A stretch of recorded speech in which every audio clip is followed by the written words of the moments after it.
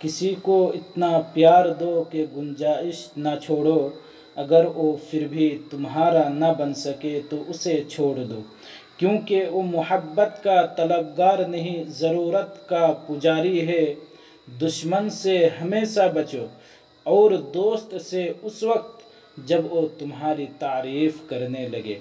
अक्लमंदों और बेवकूफ़ों में कुछ ऐब ज़रूर होता है, मगर अक्लमंद के ऐब खुद देखता है और बेवकूफ़ के ऐब दुनिया देखती है। जाहिलों का तरीक़ा कार ये है कि जब उनकी दलील अपने मुकाबिल के सामने नहीं चलती तो वह लड़ना शुरू कर देते हैं। अगर चिड़ियों में इत्तेहाद हो जाए तो शेर की खाल उतार सकती है।